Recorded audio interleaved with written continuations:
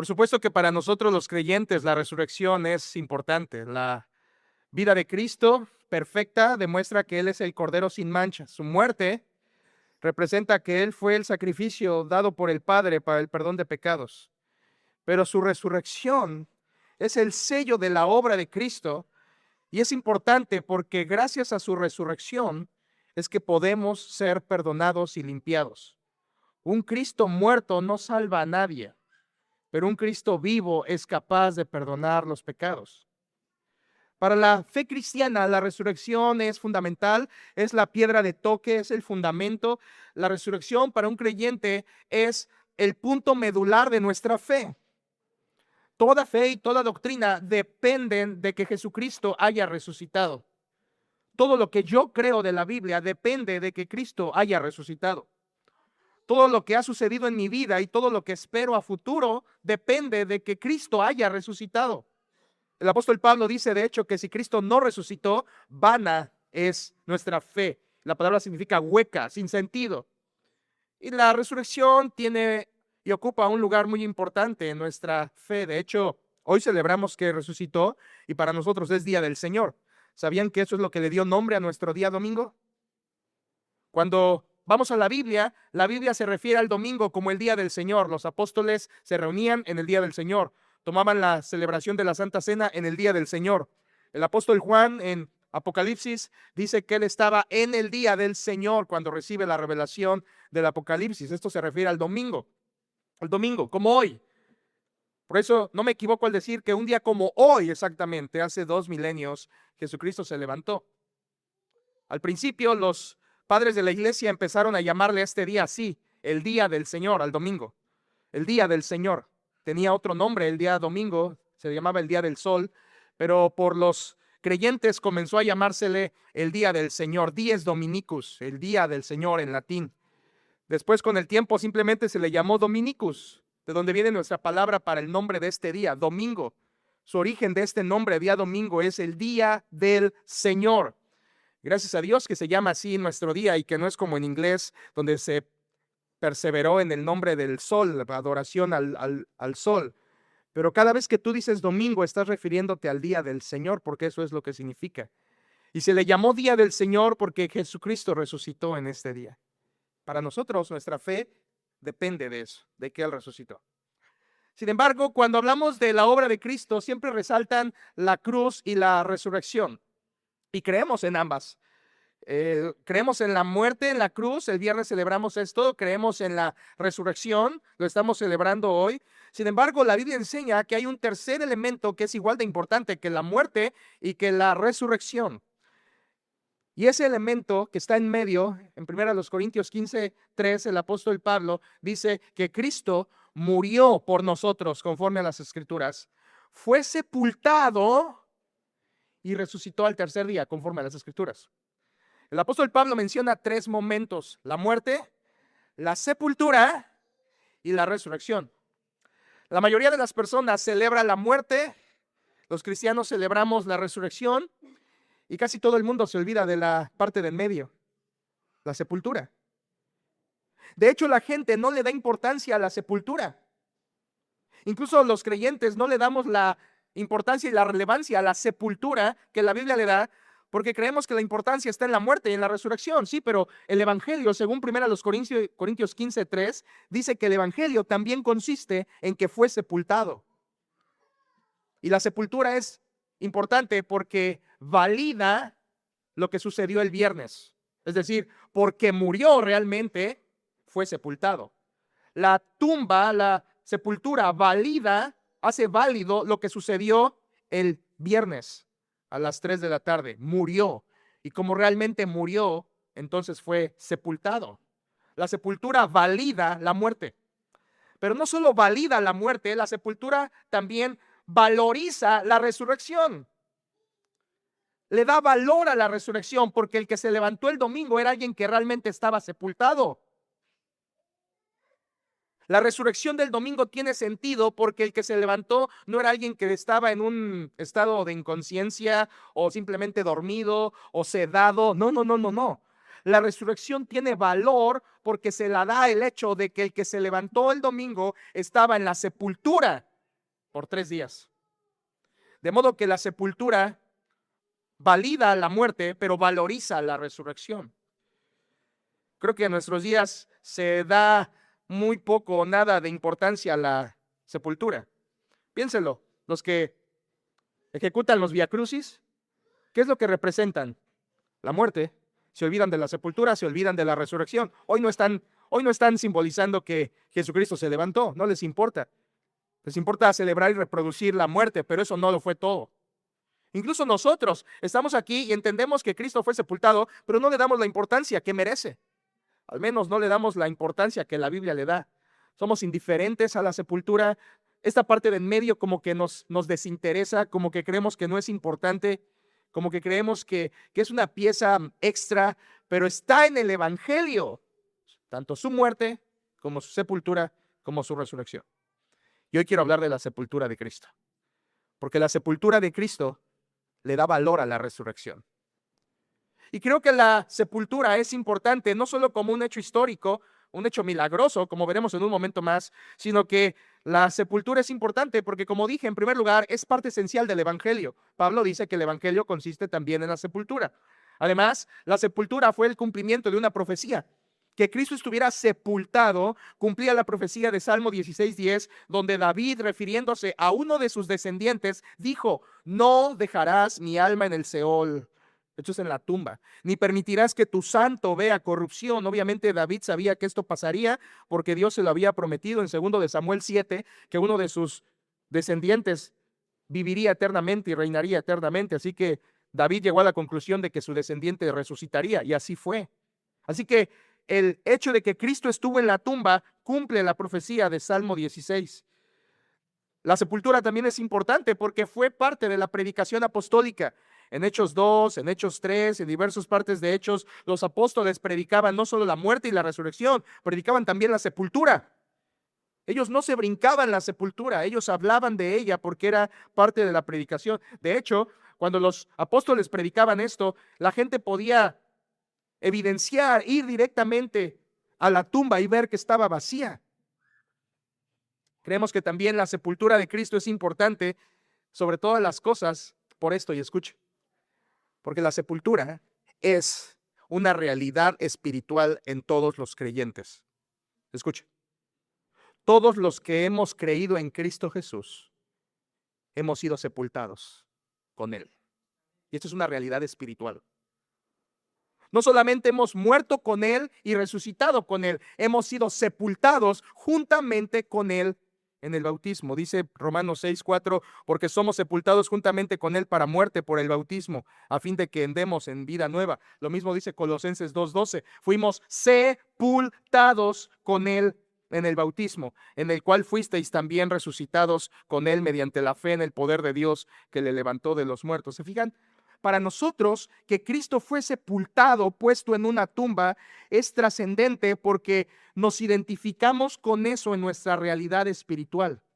Así como Cristo fue sepultado, así todo creyente que pone su fe en Cristo también es sepultado, su viejo hombre, su vida de pecado, su vida sin Dios, su vida carnal, su vida como hijo de tinieblas, hijo de desobediencia, es muerto, es sepultado y ahora vive novedad de vida.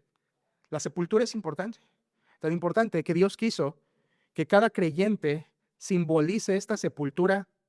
¿Dónde? En el bautismo. De modo que el bautismo es la representación simbólica de que fuimos sepultados con Cristo. ¿Lo ven? La sepultura es tan importante como la muerte y la resurrección. Está en la realidad espiritual cuando nos identificamos con Cristo cada vez que nos bautizamos. La sepultura le da sentido a nuestra vida, porque hemos sido muertos, ahora podemos tener vida nueva. Eso significa, como dice Pablo en Romanos 6:12, no reine pues el pecado en vuestro cuerpo mortal. En un creyente el pecado ya no reina. ¿Por qué? Porque ha sido sepultado. El pecado ya no tiene poder de controlarnos, porque ha sido sepultado juntamente con Cristo. Así que, ¿quieres aprender una exhortación ya desde ahora de la sepultura de Cristo? Así como Cristo fue sepultado y enterrado en esa tumba o metido en esa tumba, de la misma manera, tu vida de pecado, si eres creyente, ha sido sepultada juntamente con Él y ya no es para que andes en ella. Ya no es para que andes en ella. la sepultura de Cristo debería recordarnos la santificación de vida que deberíamos tener. Y saber que Cristo fue metido en la tumba debería recordarnos que estamos unidos con Él en esa sepultura, por lo cual el cuerpo de pecado ya no reina en nosotros. Esta mañana decidí que estudiemos la sepultura de Cristo a la luz de la Biblia y lo que la Biblia dice acerca de esto, porque después de todo fue la tumba el escenario de la gloriosa resurrección. Fue la tumba el lugar del maravilloso milagro que estamos celebrando esta mañana. Y quiero estudiar con ustedes algunas escenas de la tumba que la Biblia menciona, donde se revela la sepultura de Cristo, algunas escenas. Vamos por favor a Marcos capítulo 15. Y quiero simplemente ir mirando lo que la Biblia menciona sobre la sepultura de Jesús, al máximo detalle que pueda. Marcos capítulo 15, versículo 42, inicia la narrativa y dice, Marcos 15, 42, cuando llegó la noche, un momento ahí, ¿cuál noche? La noche del viernes. Si regresas tu mirada al versículo 37, dice, mas Jesús dando una gran voz expiró. Este es el día de la muerte de Cristo. Es viernes, Jesús estuvo 6 horas en la cruz, de las 9 a las 3, de las 12 a las 3 hubo tinieblas, y justo antes de que diera la hora novena, a las 3 de la tarde, Jesucristo entregó el Espíritu y murió, versículo 37. Él ha muerto, es viernes. Versículo 42, cuando llegó la noche. ¿Cuál noche? La noche de ese día, la noche del viernes. Dice el texto, porque era la preparación, esta es otra manera de referirse a la Pascua. Dice que llegó la noche y porque era la preparación, es decir, la víspera del día de reposo, en esta ocasión la Pascua coincidió con el día de reposo judío, que era sábado. La palabra víspera allí, la palabra griega realmente es un día antes de. Lo que está diciendo entonces es que esa noche era el día de la preparación, es decir, un día antes de el sábado. Hermanos, esto es tan claro. Yo sé que a través de los años ha habido mucha gente confundida cuando murió Cristo. ¿Quién cree que murió el miércoles? ¿Quién cree que murió un jueves? ¿Quién cree que murió cualquier día? Aquí está más claro que nada. Jesucristo murió un viernes porque al otro día, víspera del griego, un día antes, al otro día era sábado, era reposo, dice el versículo 42. Entonces, claro que Jesucristo murió un viernes. Aquí el versículo 42 dice que llegó la noche de ese día. Ahora recuerde que los días judíos en ese tiempo se cuantificaban diferente. Y esto puede ser confuso, pero realmente no lo es. Los días judíos comenzaban a las 6 de la tarde para nosotros. A las 6 de la tarde ya era otro día. Y acababa a las 5:59 de la tarde del otro día. Algo extraño para nosotros. Nosotros nos regimos por el sol y el anochecer. Pero los judíos sus días los cuantificaban diferente. Por lo tanto, Jesucristo muere un viernes a las 3 de la tarde. Y a las 6 de la tarde ya no va a ser viernes. ¿Qué día va a ser? Para ellos va a ser sábado. Y el sábado es reposo. Por tanto, de las 3 que muere a las 6 que va a ser sábado, ellos tenían 3 horas porque el día sábado se tenía que guardar como Dios lo había mandado. Así que aquí tenemos, dice que es la víspera del sábado. Jesucristo entonces muere en viernes, es claro en la Biblia. Juan 19 dice que en ese momento se rogó a Pilato, los religiosos rogaron a Pilato que se le quebraran las piernas a los crucificados. Esto era porque los religiosos no querían que cuerpos colgados quedaran en el sábado. Era impuro para ellos. Así que le ruegan a Pilato que les quiebren las piernas, las rodillas, y esto era simplemente para que no tuvieran punto de apoyo para levantarse y respirar, llenar sus pulmones de oxígeno, y que entonces al no poder levantarse murieran asfixiados. Esto de romper las piernas solamente una técnica bárbara para acelerar la muerte en la crucifixión, que se asfixiaran rápido. Y esto Pilato accedió y vinieron y rompieron las piernas de un ladrón y después de otro ladrón, pero cuando vieron a Cristo en el centro, vieron que había muerto, y entonces en vez de quebrarle las piernas, el soldado tomó la lanza, atravesó su costado, y dice el Evangelio de Juan que de esa herida brotó agua mezclada con sangre. Eso quiere decir que probablemente esa lanza llegó al corazón o a una arteria principal donde todavía el Señor Jesucristo tenía sangre, y demuestra así haber muerto ya. Por lo tanto, a Jesús no se le quebrantó ningún hueso, cumpliendo con el libro de Éxodo, donde dice que al Cordero Pascual no se le debía romper ningún hueso. Y además de eso, también se cumplió con Zacarías 12. Zacarías 12 dice que al Mesías le traspasarían el costado. Cristo, aún muerto, está cumpliendo profecías. Miren el versículo 43. Entonces, versículo 43, llega un personaje. Dice José de Arimatea, miembro del concilio, miembro noble del concilio, que también esperaba el reino de Dios, vino. Una pausa allí. ¿Quién es José de Arimatea? Mateo lo menciona como un hombre rico. Era un hombre rico, un hombre pudiente. Arimatea es una ciudad de Judá. Marcos aquí nos dice que era un miembro noble del concilio. La palabra ahí es Sanedrín. Entonces, José de Arimatea no solamente era rico, sino era una persona de los gobernantes religiosos de Israel. Algo similar a Nicodemo, ¿recuerdan? Alguien que era parte del concilio, alguien parte del Sanedrín. Y dice además aquí en Marcos que él esperaba el reino de Dios. ¿Qué significa que José de Arimatea esperaba el reino de Dios? Bueno, los otros evangelios nos lo explican. Lucas dice que era un varón bueno y justo, este José de Arimatea. Juan dice que era un discípulo de Jesús y le llama así. Entonces, José de Arimatea era creyente, era un discípulo de Jesús, pero Juan nos aclara, pero secretamente, por miedo de los judíos. José de Arimatea había creído en Cristo, era un seguidor de Cristo, pero lo hacía a la distancia. Era un hombre rico, parte del Sanedrín, un discípulo verdadero, y Lucas nos dice que no había consentido en la muerte de Cristo. Él no había dado su voto para matar a Jesús. Esto nos recuerda que la muerte de Cristo fue una violación a la ley, porque para que se diera la orden de llevar ante Roma un caso para morir, todo el Sanedrín tenía que estar de acuerdo y no lo estuvieron. El juicio de Cristo fue contra la ley, fuera de la ley. Fue un arreglo perverso de los escribas y fariseos. Así que este José de Arimatea que aparece en el versículo 43 es un hombre rico, es creyente, es influyente y ha vivido su fe en temor, pero va a ser a continuación algo que va a demostrar el valor que tenía como creyente. Versículo 43 dice que vino y entró osadamente. La palabra es atrevidamente. Entró atrevidamente a Pilato y pidió el cuerpo de Jesús. ¿Por qué dice que entró atrevidamente? Bueno, recuerde, un día antes, los religiosos, de los cuales José era parte, los religiosos habían obligado a Pilato a sentenciar a Jesús. Así que Pilato no iba a recibir bien a ningún religioso.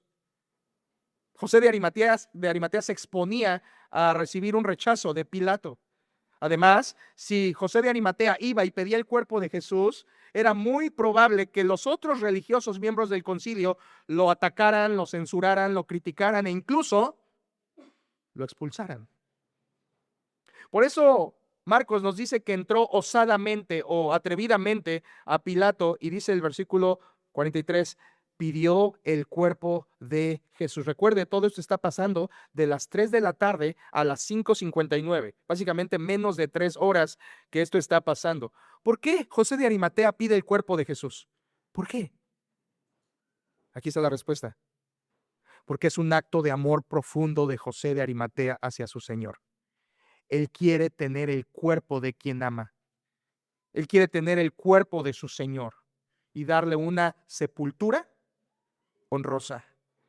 Versículo 43 nos dice que esto hizo, pide el cuerpo, y versículo 44 y 45, Pilato se sorprende. Mire, versículo 44, Pilato se sorprendió de que ya hubiese muerto. Recuerdan que un crucificado tardaba horas, incluso días en morir. Aquí se sorprende que ya haya muerto, y haciendo venir al centurión le preguntó si ya estaba muerto. 45, e informado por el centurión dio el cuerpo a José. Pilato accedió. Todo estaba en contra de que esto pasara, pero aquí vemos la mano providencial de Dios haciendo todo para que pase todo como Dios quiere que pase. Se le entrega el cuerpo en el versículo 45 y en el versículo 46 lo toma. Miren por favor, versículo 46, el cual, esto es José de Arimatea, compró una sábana. Compró una sábana. Y quitándolo, esto es de la cruz, lo envolvió en la sábana. Mire por favor, En ese momento, Juan 19 nos dice que hubo otra persona participando. Este es Nicodemo. Nicodemo también llegó a ayudar a José de Arimatea en la sepultura. Nicodemo es aquel hombre principal de los judíos que había llegado a Jesús de noche en Juan capítulo 3 a hacerle unas preguntas. Juan 19 nos dice que en ese momento Nicodemo también llega y entonces ayuda a José de Arimatea a bajar el cuerpo del Señor de la cruz. Juan 19 dice que Nicodemo vino trayendo un compuesto de mirra y de áloes como 100 libras. La mirra era una resina que los judíos utilizaban y los áloes a los que se refiere era un polvo que venía del árbol del sándalo. Los judíos mezclaban la resina de la mirra con el polvo del sándalo y con eso hacían una mezcla aromática que buscaba combatir el hedor de la descomposición de los cuerpos muertos. Dice Juan 19 que Nicodemo llegó con 100 libras de esta mezcla. Obviamente aquí no estamos hablando de libras americanas, estamos hablando de libras romanas. Y solo quiero que entienda que 100 libras que Nicodemo llevó, estamos hablando de unos 30 kilos de resina para untar en el cuerpo del Señor Jesús. Esto era una exageración. 30 kilos. No solamente era demasiado, era costoso. Esto nos habla de la gran adoración, no solo de José, sino de Nicodemo, quien también amaba el cuerpo del Señor Jesucristo. Y estuvo dispuesto a llevar más de 30 kilos de resina costosa para ungir y perfumar el cuerpo sangriento del Señor Jesús. Todo para contrarrestar el mal olor de la descomposición. Entre ambos toman el cuerpo, José y Nicodemo. Mateo y Juan nos dice que los envolvieron en lienzos. Aquí Marcos nos dice que José compró una sábana. Obviamente con esa sábana hicieron lienzos, quiere decir tiras, y con esas tiras envolvieron el cuerpo. El proceso de envolver el cuerpo era muy sencillo. La Biblia enseña que los judíos no embalsamaban. Los judíos no tenían la costumbre egipcia. Lo que hacían los judíos era ungir el cuerpo. Y la unción del cuerpo implicaba que mientras iban enrollando en las tiras de tela, iban aplicando esa mezcla de aromas para contrarrestar los malos olores. Y de esa manera cubrían el cuerpo con lienzos mezclados con la resina y el polvo aromático. Era una costumbre, dice Juan. El apóstol Juan en su evangelio dice que no fueron muy lejos. Recuerden, van contra el tiempo, van contra el reloj, va a empezar el sábado. Y dice Juan que no fueron muy lejos, porque en el lugar donde fue crucificado Jesús, conocemos que fue el Gólgota, dice Juan que en ese mismo lugar había un huerto, y en ese huerto había un sepulcro. No fueron muy lejos, no trasladaron el cuerpo muy lejos. Lo pusieron muy cerca de donde había muerto. Versículo 46 dice la Biblia, José de Arimatea lo puso en un sepulcro. Lo puso en un sepulcro que estaba cavado en una peña. Esto es increíble, hermanos. Aquí tenemos la primera escena de la tumba. Y simplemente para ponerle un nombre a esta primera escena, le he llamado tumba cedida. ¿Por qué cedida? Porque esa tumba era de José de Arimatea. Según Mateo 27:60, esa tumba la había labrado el mismo José de Arimatea. Era su tumba, se la cedió a Cristo. Quiere decir que esa tumba del rico José de Arimatea había sido labrada con sus recursos para que fuera su tumba familiar. Pero en ese momento, José de Arimatea la cede para que Jesucristo sea sepultado en ella. La primera escena que vemos de la tumba es una tumba cedida. El Evangelio de Juan dice que esa tumba nunca había sido usada. Era un sepulcro nuevo, estaba cavado en la peña. Quiere decir que era una clase de cueva, donde podías entrar y bajar dentro de ella y adentro había suficiente espacio. Los judíos no enterraban, los judíos sepultaban de esta manera en peñas con cuevas donde podían entrar y colocar los cuerpos durante el tiempo de su descomposición. Aquí tenemos la tumba cedida. Esto fue un acto de amor, de adoración, de honra. José de Arimatea está cediéndole su tumba al Señor. Nicodemo está dándole más de 30 kilos costosos de mezcla aromática para honrar ese cuerpo muerto, lleno de sangre, lleno de heridas, de llagas por todas partes. Y estos dos hombres están allí honrando al Señor. Versículo 46 dice que hizo rodar una piedra a la entrada del sepulcro. Esta piedra era muy grande. Lo sabemos porque las mujeres, cuando van caminando al siguiente día, domingo, dice que iban pensando cómo mover la piedra porque ellas no iban a poder. De modo que era una piedra lo suficientemente grande para que una mujer o un par de mujeres no pudieran moverla. Evidentemente, quien colocó esa piedra en la entrada fueron dos hombres, José de Arimatea y Nicodemo, que son los que sepultaron a Jesús. Así que era una piedra suficientemente grande para tapar la entrada de esa tumba, pero lo suficientemente accesible para que dos hombres pudieran hacerla girar y tapar la entrada de esa tumba. Todos lo estaban haciendo con prisa. El apóstol Juan en su carta dice que debido a la preparación y porque estaba cerca la Pascua, pusieron a Jesús en ese lugar. Estaba a punto de comenzar el día de reposo. Escuchen esto, escuchen. Aquí tenemos un ejemplo digno de imitar por la adoración de José de Arimatea y Nicodemo. ¿Por qué? Escucha esto, escucha. Ellos envolvieron a Cristo en los lienzos. ¿Qué quiere decir? Que tocaron un muerto. Y la ley establecía en Números 19:11 que si tú tocabas un muerto, estabas ceremonialmente impuro. Y ese día era la preparación. ¿Qué es preparación? La Pascua. De modo que José y Nicodemo, al tocar el cuerpo del Señor, ceremonialmente se volvieron impuros y no pudieron comer la Pascua ese día. Prefirieron amar el cuerpo que cumplir el rito. Prefirieron amar al Señor que cumplir la ceremonia. Prefirieron ungir a su maestro que cumplir con las leyes que de hecho ya no tenían vigencia, porque el que había muerto había cumplido con todas las restricciones de la ley. Este es un ejemplo maravilloso de que es más importante amar, honrar y adorar a Cristo que cualquier rito religioso repetitivo y vano. A ellos no les importó volverse impuros y no comer la Pascua.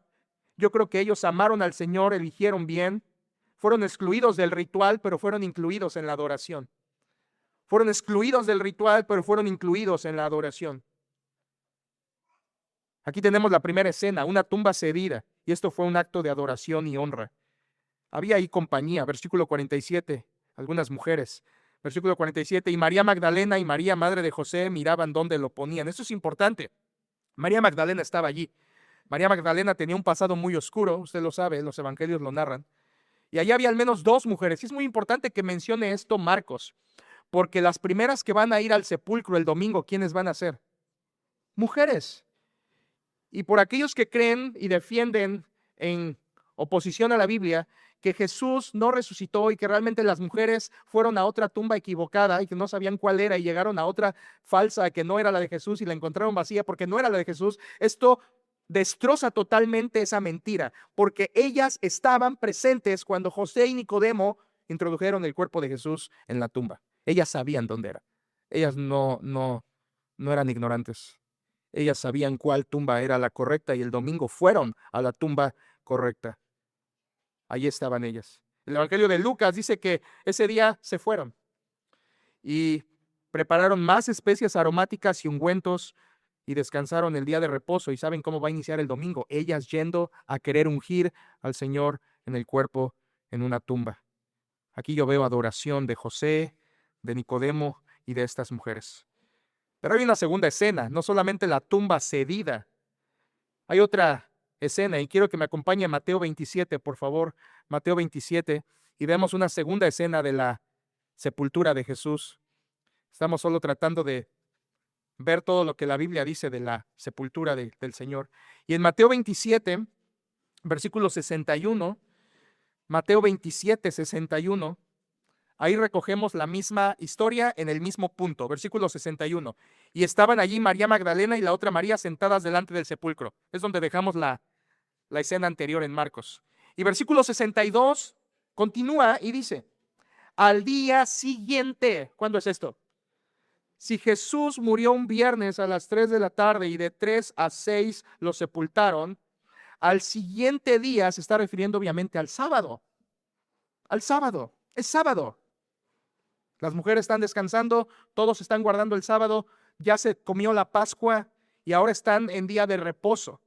Versículo 62 dice, al día siguiente, este sábado, después de la preparación, es decir, después de comer la Pascua la noche anterior, se reunieron los principales sacerdotes y los fariseos ante Pilato. Escuchen esto, iglesia. Si allá en Marcos vimos la adoración sincera de José y Nicodemo, aquí vemos todo lo opuesto de los sacerdotes. ¿Por qué? Ellos van, se presentan ante Pilato.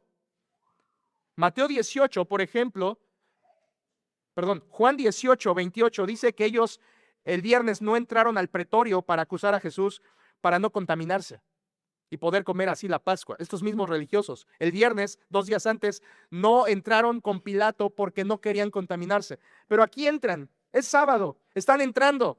Y no solamente están entrando, están haciendo una audiencia con Pilato, hablando con un gentil.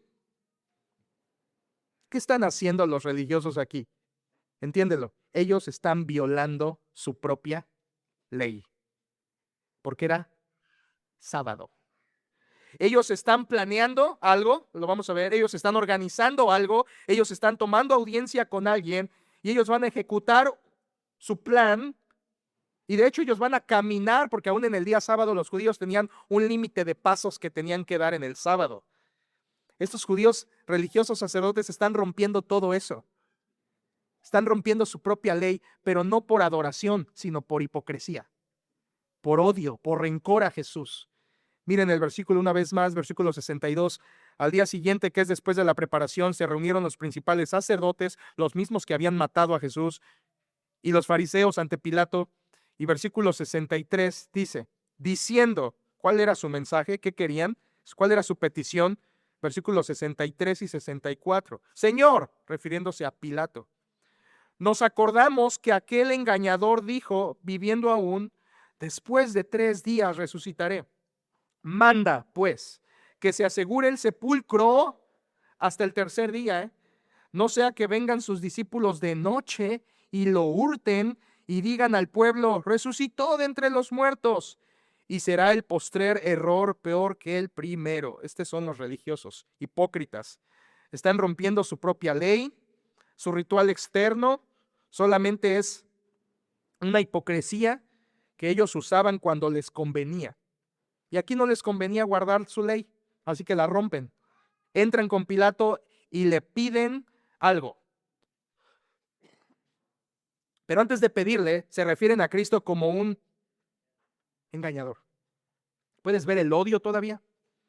Ya lo acusaron, ya lo mandaron a la cruz, y aún así le llaman aquel engañador, versículo 63. Esto es un odio que no había sido aún saciado, ni aunque ya lo habían mandado matar. Además de que le llaman así, hay una dureza en su corazón porque saben que Jesús había enseñado que después de 3 días resucitaría. O sea, sabían la enseñanza de Jesús, lo habían oído decir que resucitaría. Ellos lo entendían.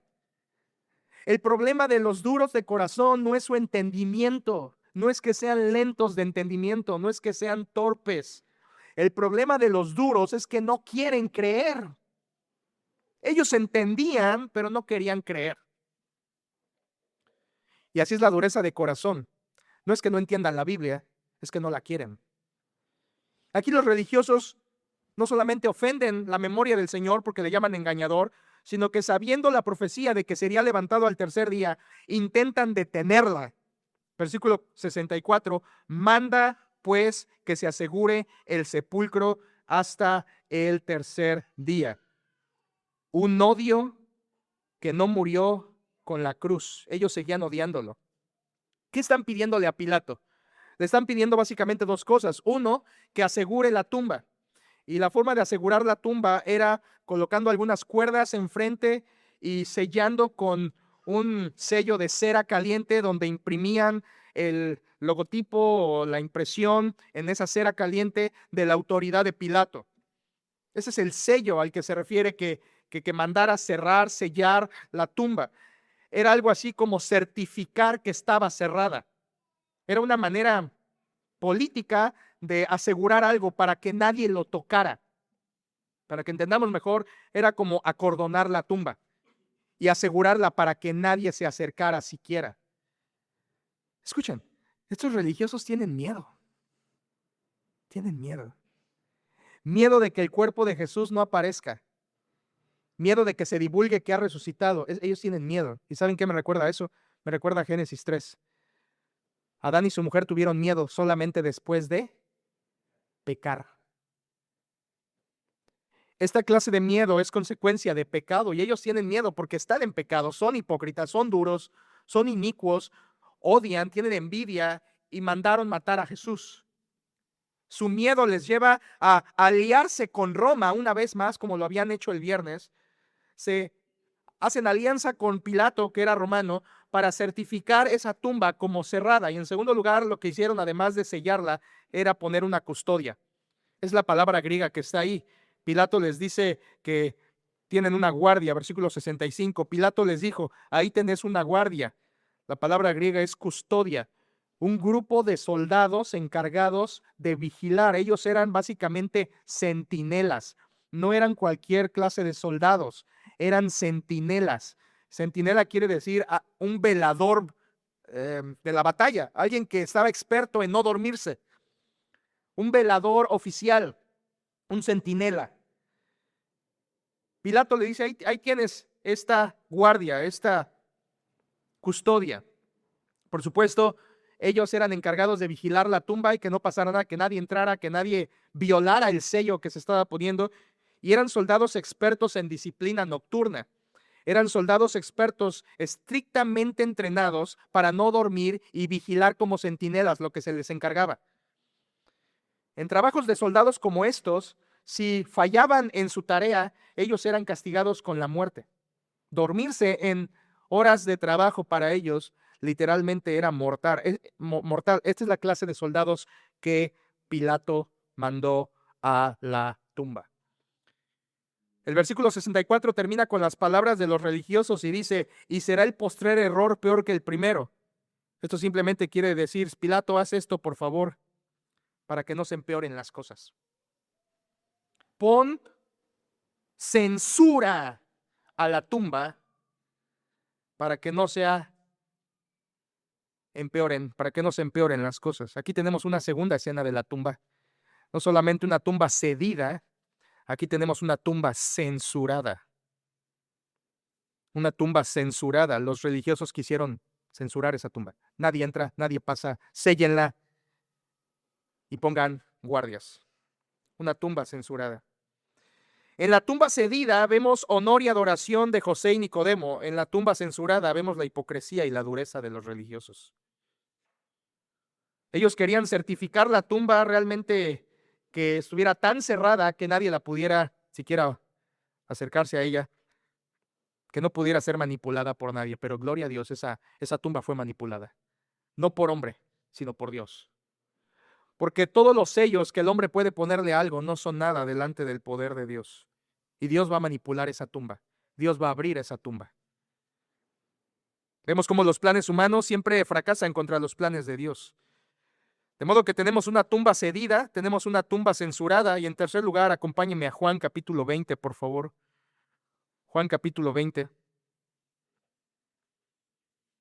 Y aquí tenemos la tercera escena de la tumba.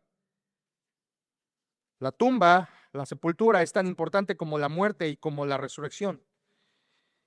En Juan capítulo 20 tenemos el resto de la historia de la tumba y su última escena. Juan capítulo 20, versículo 1. Dice la Biblia, el primer día de la semana, esto ya es domingo, ¿de acuerdo? El sábado ya pasó, es domingo y además nos va a decir que no es domingo por la tarde para nosotros lo que sería el día anterior, sino es el domingo por la mañana. Dice el versículo 1, el primer día de la semana, María Magdalena fue de mañana. Fue de mañana, siendo aún oscuro. Esta es la primera visita que la tumba va a recibir. La primera visita y es en domingo por la mañana. Habían pasado 3 días.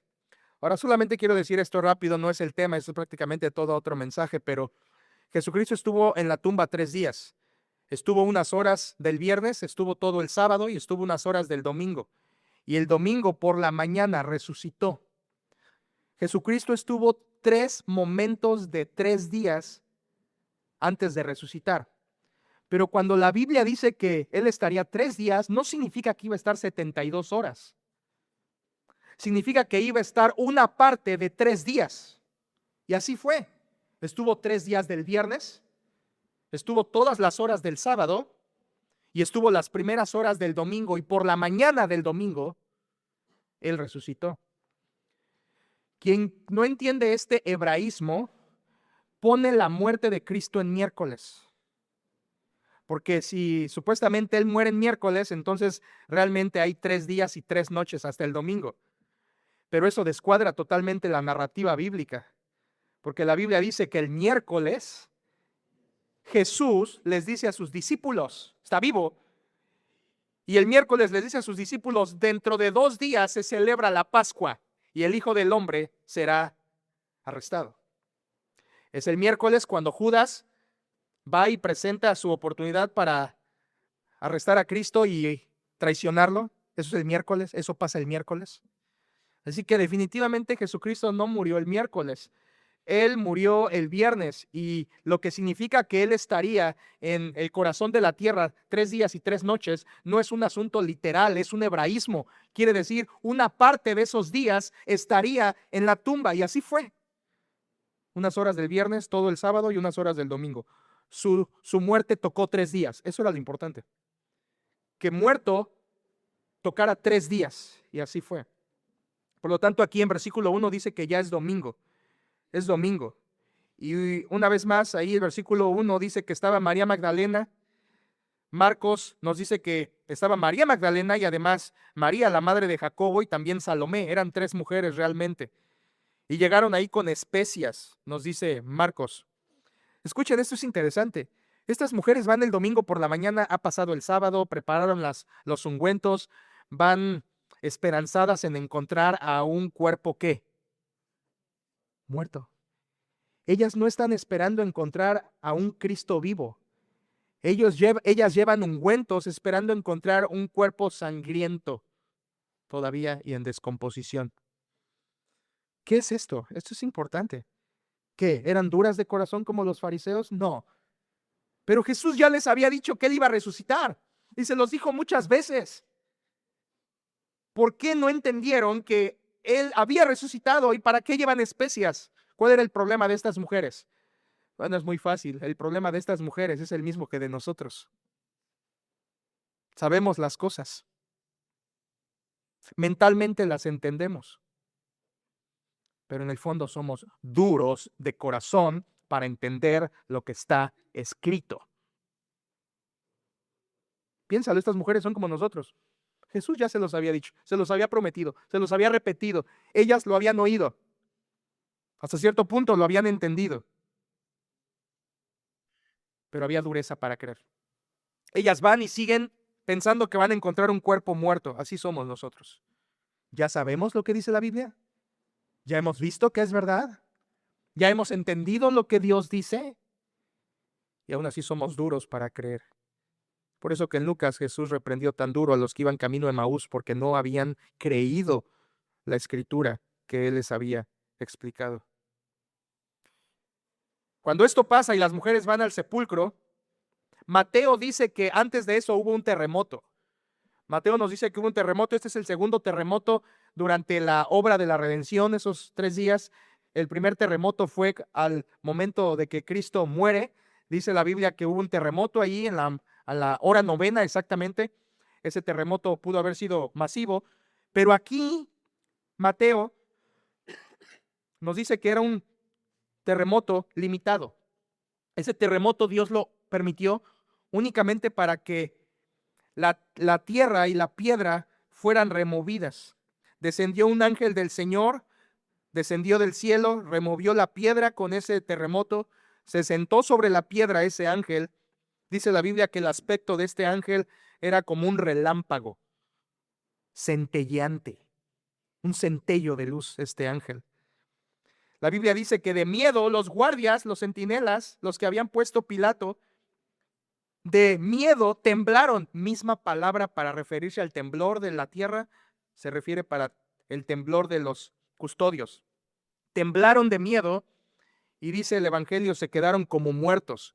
Eso quiere decir que se desmayaron, que quedaron totalmente inconscientes. Aquí el versículo 1 dice que cuando las mujeres llegan, versículo 1 al final, ya estaba quitada la piedra. De modo que ellas probablemente no vieron al ángel que descendió, no percibieron el terremoto, simplemente ellas llegan y ya está la piedra removida.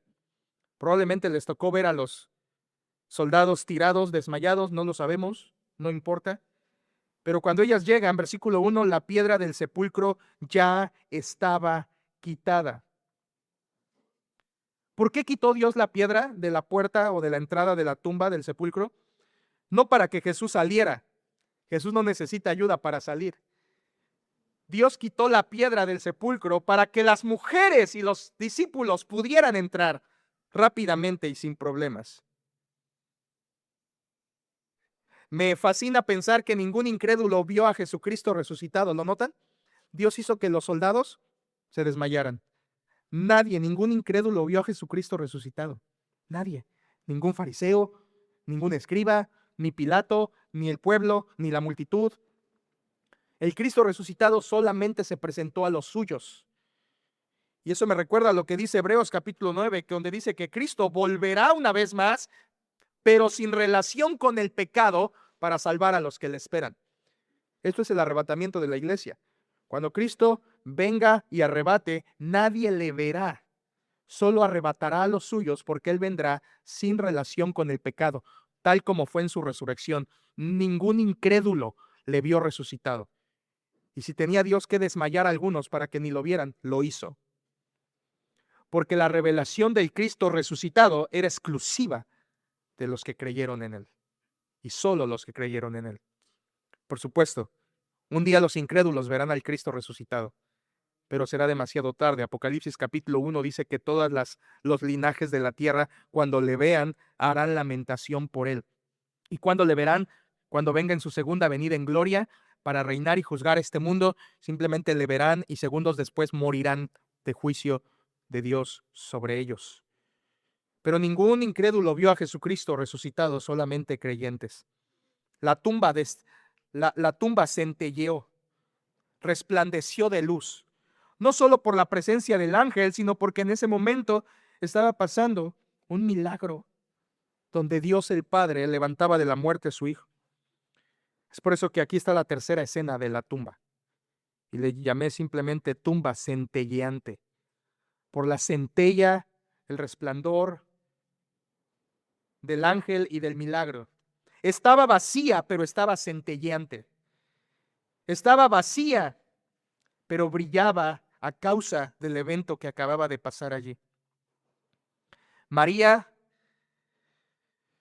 ve la piedra quitada y los guardias inconscientes y se va. Versículo 2 dice, entonces corrió, ella se fue, las mujeres se fueron, vieron la tumba abierta, probablemente vieron a los guardias tirados y se fueron, corrieron. Versículo 2, entonces corrió y fue a Simón Pedro y al otro discípulo, aquel al que amaba Jesús. Esta es una referencia al apóstol Juan, el escritor de esto, y les dijo, se han llevado, vean, ellas no han visto a Cristo resucitado todavía. Ellas no saben lo que ha pasado y lo único que se les ocurre decir es, se han llevado el cuerpo del Señor del sepulcro y no sabemos dónde le han puesto. Ellas llevaron el mensaje, pero lo llevaron incompleto. No era chisme, pero era un mensaje incompleto. Ellas no lo habían visto. No lo habían visto aún. Por eso van con los apóstoles y les dan el testimonio. Versículo 3 dice que saliendo Pedro y el otro discípulo fueron al sepulcro. Y versículo 4, corrían los dos, esto es Pedro y Juan, juntos. Pero el otro discípulo, esto es Juan, corrió más aprisa que Pedro y llegó primero al sepulcro. Esta es una un gesto de- del escritor Juan que nos dice estos detalles, porque alguien que escribe estos detalles es porque tuvo que ser uno de esos. Así que este discípulo que corre es Juan y dice que le ganó a Pedro. No sabemos por qué le ganó, probablemente porque era más joven, no importa, pero los dos corren juntos y Juan llega primero.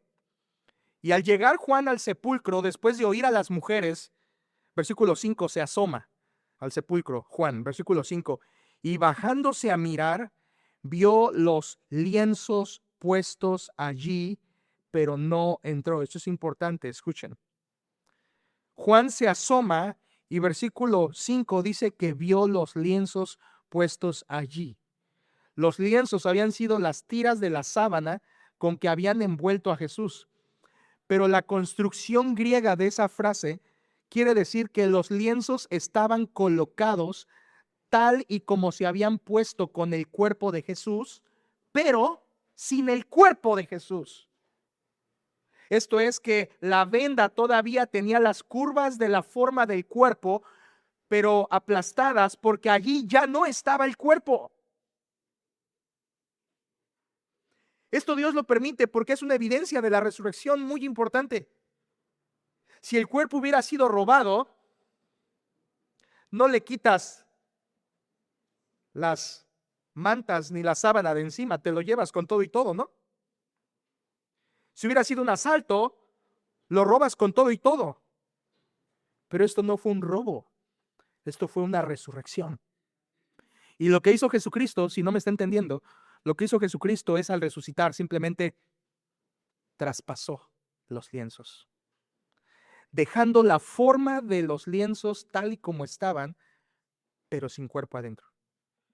Atravesó los lienzos como más tarde va a atravesar la puerta, donde estaban reunidos los apóstoles. Esta es una capacidad de los cuerpos glorificados. Un cuerpo glorificado puede atravesar y hacer cosas sobrenaturales como las que Cristo hizo, no solamente atravesar paredes, puertas, sino también aparecer y desaparecer, que es lo que hizo el Señor Jesucristo camino a Emaús. Son características de un cuerpo glorificado y si le emociona entenderlo, es el mismo cuerpo que tendremos los creyentes cuando Cristo nos resucite. Un cuerpo semejante al suyo, un cuerpo glorificado con capacidades sobrenaturales que no son dadas a los seres humanos. Los lienzos estaban puestos allí, versículo 5, pero no entró. Versículo 6 dice, luego llegó Simón Pedro tras él, en segundo lugar, y entró, él sí entró. Pedro era impetuoso, Juan era tímido, pero Pedro era impetuoso, y entró en el sepulcro y vio nuevamente los lienzos puestos allí. Esto es importante porque cuando comparas la resurrección de Cristo con la resurrección de Lázaro, Lázaro salió con todo y las vendas alrededor de su cuerpo y le dijeron, y Jesús tuvo que decir, desátenle y déjenle ir. Pero Jesús no necesitó eso, porque la resurrección de Cristo fue diferente a la resurrección de Lázaro. Lázaro resucitó para volver a morir, pero Cristo ya no muere. Resucitó con un cuerpo distinto, glorificado, que no necesitó que le quitaran los lienzos porque simplemente los atravesó. Versículo 7, ¿vieron algo más? Versículo 7 dice el sudario. ¿Vieron el sudario? Esta es la otra parte de la sábana que colocaban envuelta sobre su cabeza. Y esto es algo interesante porque los lienzos estaban allí, como simulando un cuerpo acostado, pero desinflado. ¿Me explico? Pero el sudario estaba puesto aparte. Esto hacía evidente que lo que había pasado allí no era otra cosa, no era un robo, no era que alguien entró a querer hacer una burla, sino simplemente que había pasado lo que realmente había pasado. Por eso digo que estas cosas que pasaron en la tumba son muy importantes, porque son evidencias de la verdadera resurrección del Señor Jesucristo. Es el sudario puesto aparte, como la religión ha hecho de esto un show, ¿verdad? Y el sudario y la marca de la cara de Cristo y todo eso es solamente extrabíblico. Lo que nos importa es que estuvo allí, que ellos lo vieron, no le dieron importancia a ellos a los lienzos. María no abrazó los lienzos, María abrazó al Señor. Eso es lo que deberían aprender los religiosos. Aquí tenemos que incluso el sudario estaba allí, no lo habían hurtado el cuerpo, Jesús estaba glorificado y esa es una evidencia clara. Versículo 8, estos discípulos creyeron. Versículo 8. Entonces entró también el otro discípulo que había venido primero, esto es Juan, al sepulcro, y vio y creyó, porque aún no habían entendido, aquí estaba el problema. No habían entendido la escritura que era necesario que él resucitase de los muertos. Lo habían entendido mentalmente, pero no lo habían entendido en su corazón para creerlo. Hasta ese momento que ven los lienzos puestos allí es inexplicable. O sea, escuchen esto. Lo que están viendo ellos no tiene explicación. Solo una. Resucitó. Las evidencias tangibles no dan oportunidad para otra clase de conjetura o de solución a lo que está pasando en esa tumba. Lo único que opción válida que puede aceptarse es: se levantó glorioso. Se levantó glorioso. Versículo 10 dice que ellos volvieron a los suyos. Note que hasta este momento está la tumba vacía, centelleante, pero nadie ha visto al Señor. Hasta este momento nadie ha visto a Cristo. Y se va a aparecer a partir del versículo 11. Miren, recojamos ahí la final narrativa, versículo 11. Pero María estaba fuera llorando junto al sepulcro. Escuche estos. La sucesión de los eventos de la mañana del domingo son muy complejos. Lo que sucedió es que las mujeres fueron temprano, vieron el sepulcro abierto y corrieron hacia los discípulos. Los discípulos corrieron, las mujeres se fueron, los discípulos corrieron, entraron, vieron, regresaron. Y luego María, ella sola, regresa por segunda ocasión en la mañana. Y los eventos continúan. María regresa, versículo 11. María estaba afuera llorando junto al sepulcro. Aquí tienes el sepulcro. Centelleante, pero hay una mujer que está llorando afuera. ¿Por qué María estaba ahí llorando? Por la misma razón que José de Arimatea y Nicodemo gastaron tanto en el cuerpo de Cristo, por amor a esa persona. María está allí porque amaba al Señor Jesús y quería verlo, al menos muerto. Dice el versículo: María estaba afuera llorando junto al sepulcro, y mientras lloraba, esto quiere decir que no eran unas lágrimas, sino que era un llanto prolongado y profundo.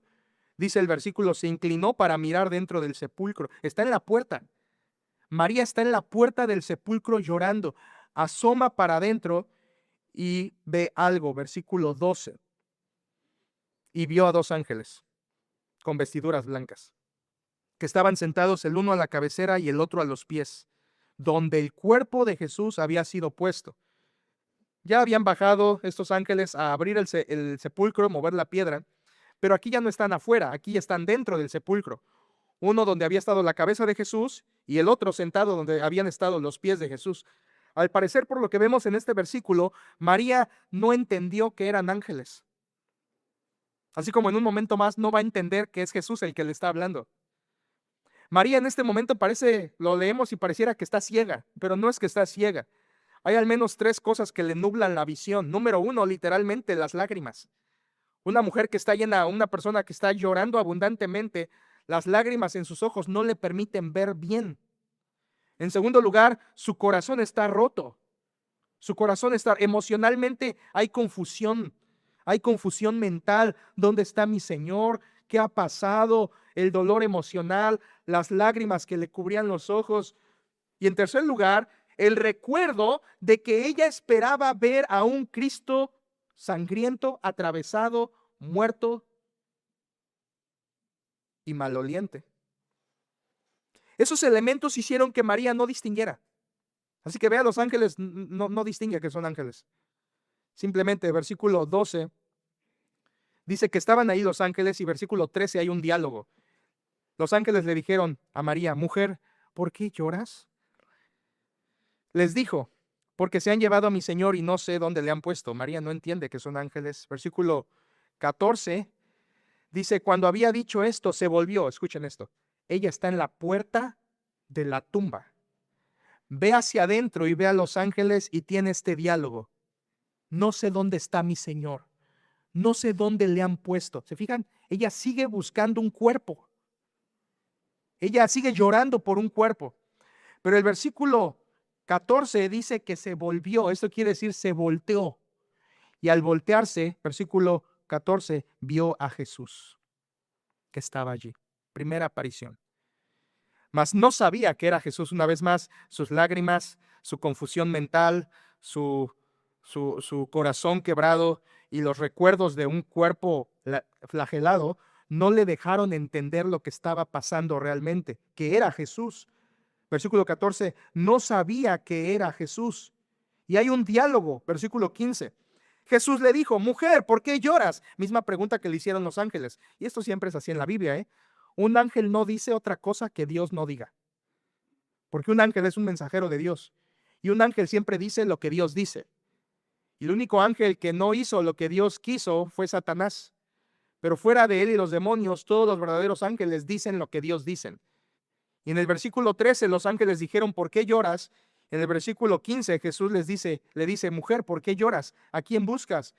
Ella, vean su confusión mental, pensando que era el hortelano, esto es el cuidador del huerto, le dijo, Señor, si tú lo has llevado, dime dónde lo has puesto y yo lo llevaré. Una vez más, el amor de María por ese cuerpo. ¿Qué iba a hacer María con un cuerpo muerto? Ni ella sabe. Ni ella entiende lo que va a hacer con un cuerpo muerto, pero lo ama, lo quiere ver, lo quiere abrazar, lo quiere ungir. Ella lo quería, lo amaba y lo quería honrar en ese momento que ella creía que estaba muerto. Ella no entiende hasta ahí. Pero, versículo 16, Jesús le hace un llamado. Jesús le dijo, María. La llamó por su nombre. Versículo 16, volviéndose ella, le dijo, Raboni, palabra aramea que quiere decir maestro. Aquí se cumple lo que dice Juan capítulo 10. Mis ovejas oyen mi voz y me siguen. Cuando María escucha su nombre de los labios de su Señor, reconoció la voz de su Señor. Cuando ella escuchó que la llamó por su nombre, como muchas veces Jesús había llamado a María por su nombre, ella entendió que era su maestro, su Raboni. Aquí están en la puerta de la tumba y en ese momento el brillo más grande sucedió. Cristo está vivo. Y sucedió a la puerta del sepulcro. A la puerta del sepulcro. Esta es la más honrosa escena del domingo. Versículo 17, hay una reacción de la mujer. Versículo 17 dice, Jesús le dijo, no me toques. Cuidado con esto, hermanos. La traducción de nuestra Biblia no es la mejor. La palabra griega es aferrarse. No te aferres a mí. Eso quiere decir que cuando María se da cuenta que es Jesús, las lágrimas se secan, la mente se compone y el corazón se arregla. Y en ese momento lo que hace María es arrojarse a los pies de Jesús y abrazarlo de una manera que daba a entender, no te voy a dejar ir. Te tengo otra vez y no te dejaré ir. Es lo que está haciendo María. Por eso Jesús le dice, no te aferres a mí. ¿Por qué le dice eso Jesús? Porque en 40 días Jesús se tenía que ir. 40 días después Jesús ascendería al cielo y los dejaría no solos, porque en unos días más vendría el Espíritu Santo y Consolador a quien el Padre y Cristo enviarían en su nombre. Así que lo que le está diciendo Jesús a María simplemente es, María, mira, no creas que voy a estar aquí ya para siempre. No te aferres a mí. Y lo que sigue dice, no he subido a mi Padre. Eso significa, yo tengo que ir a mi Padre. Hablaba de la ascensión al cielo. Y solamente para que pensemos bonito de María, María hoy está aferrada a su Señor en el cielo. Ahí sí ya no le fue quitado. Y todos los que creemos también podremos hacerlo en gloria. Jesús le dijo, no me toques porque aún no he subido a mi Padre. Y aquí está el mensaje. Ve a mis hermanos y diles, subo a mi Padre y a vuestro Padre, a mi Dios y a vuestro Dios. Simplemente este mensaje era, vayan y díganle a mis discípulos lo que siempre les había dicho. He resucitado. Voy delante de ustedes a Galilea. Allí los veré.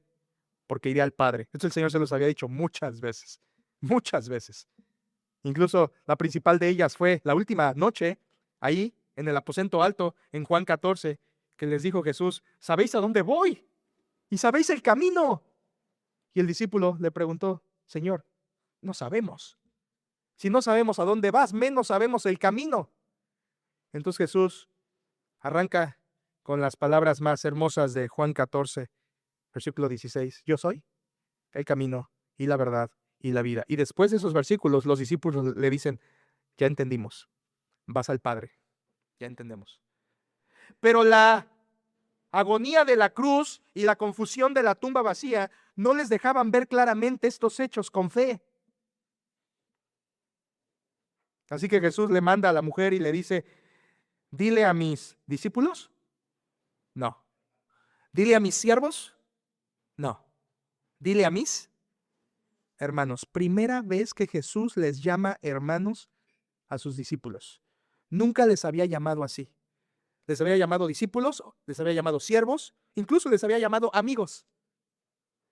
Pero por primera vez les llama hermanos, porque su sacrificio había sido completado. Total. Ahora ellos eran adoptados por el Padre por medio de la sangre suya que había derramado en favor de ellos. Y María ve a Jesucristo. Versículo 18 termina la narración diciendo: fue entonces María Magdalena para dar a los discípulos las nuevas de que había visto al Señor. Ella fue la primera y que él le había dicho estas cosas. Esta es la historia de la tumba. Una tumba cedida, una tumba censurada y una tumba centelleante. La primera aparición de Cristo fue a una mujer al lado de la tumba. Cristo venció la muerte. Cristo se levantó victorioso. Si Cristo se levantó y María lo vio, significa que su sacrificio había sido aceptado. Significa que la muerte había sido aceptada por el Padre como el sacrificio perfecto. Porque la cruz se interpreta a la luz de la resurrección. La resurrección demuestra que la muerte fue válida, fue aceptada, fue total, fue suficiente, que el Padre la aceptó para perdonar a pecadores como nosotros. Y esa victoria sobre la muerte le da valor a la cruz y a la tumba. De hecho, que Jesucristo se levantó como hoy y lo celebramos es un hecho totalmente divino. La Biblia dice, Hechos 2, Hechos 3, Hechos 5, otros lados de Hechos, Efesios 1:20, Primera Tesalonicenses 1:10, Hebreos 13:20. Todos esos pasajes dicen que el que resucitó a Jesús fue Dios el Padre. Fue una obra de Dios. No es una creación de la costumbre religiosa o católica. La resurrección de Cristo es una obra de Dios el Padre. Y es increíble pensar esto. ¿Quién orquestó la muerte del Hijo? El Padre. ¿Quién resucitó al Hijo de la muerte? El Padre. Pero ¿quién sepultó al Hijo? Hombres. La sepultura es el único evento de la obra de la redención que Dios permitió que lo hicieran hombres. Pudo haberlo hecho Dios mismo. El Padre enterró a Moisés, ¿se acuerdan? En la muerte de Moisés, Dios entierra el cuerpo de Moisés. Pero con su Hijo, prefirió que fuera un momento en que su pueblo le mostrara el amor. Y José y Nicodemo y las mujeres y todos ahí envueltos le mostraron el amor a un cuerpo en la tumba. Por eso creer la resurrección es creer en el sepulcro. Y el sepulcro, creer en el sepulcro es necesario para ser salvo. Escucha esto. Nunca se enfatiza el sepulcro. Jamás en mi vida había oído yo una predicación del sepulcro como ahora, pero el sepulcro es importante porque si no crees en el sepulcro, tampoco puedes ser salvo. Tienes que creer en la muerte, en la resurrección, pero en el sepulcro. El apóstol Pablo dice en Romanos 10:9 que si confesares con tu boca que Jesús es el Señor y creyeres en tu corazón que Dios le levantó de los muertos, de la tumba, serás salvo. Necesitas creer en el sepulcro para ser salvo. Escuchen esto. Si no sepultaban a Jesús, ¿sabes lo que pasaba con su cuerpo? La Biblia se cumplió y la profecía de Salmo 16 dice que la muerte de Cristo fue con los ricos, haciendo una profecía de que sería José de Arimatea el que se encargaría de sepultarlo. Esto fue un cumplimiento profético, como lo dije. Pero ¿sabes qué pasaba si nadie solicitaba los cuerpos de los crucificados? Siempre pasaba lo mismo, está en la historia. Un cuerpo de un crucificado se bajaba de la manera menos amigable de la cruz por los soldados y después se arrojaba a la gehenna, el basurero municipal, por así decirlo, de Jerusalén. El gehenna, el fuego ardiente en el valle de Hinnom, a un lado de Jerusalén, llamado el Gehenna, el lugar que Jesucristo utilizó para referirse a ¿qué? Al infierno. Era el basurero de la ciudad.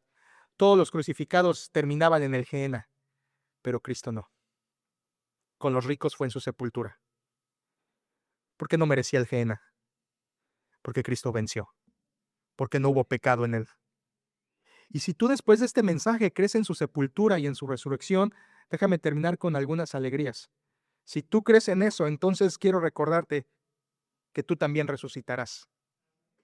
Porque así como Él resucitó de la tumba, 1 Corintios 6:14 dice que Dios, que levantó de los muertos al Señor, también a nosotros nos levantará. La tumba tampoco es el fin para los creyentes. Anímate. La tumba, la cremación, no es el fin para los creyentes. No fue el fin para Cristo.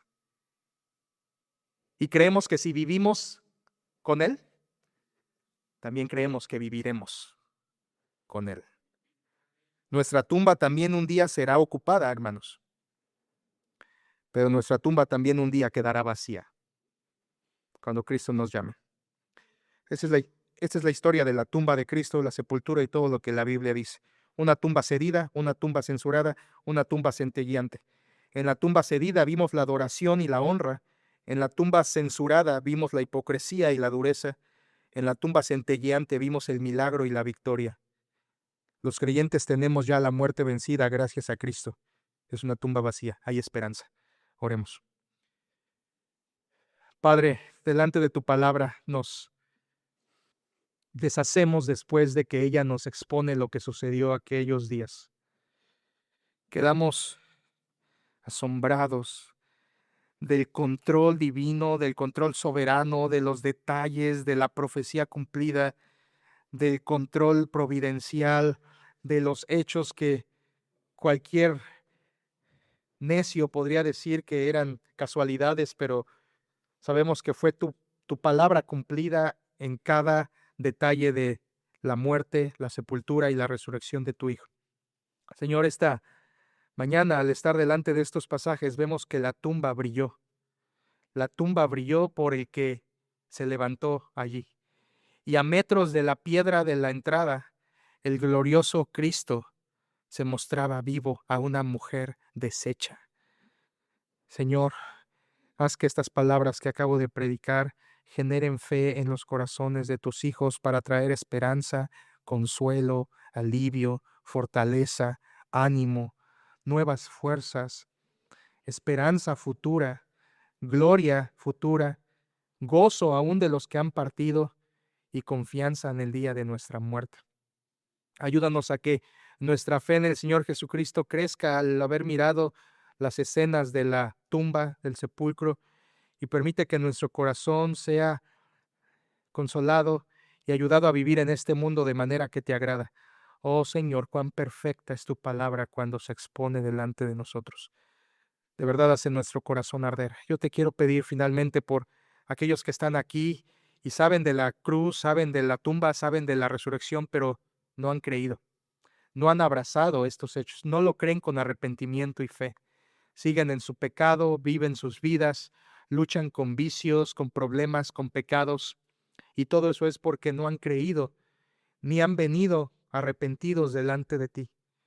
Señor, el Cristo resucitó, y hoy manda a todos los hombres que se arrepientan.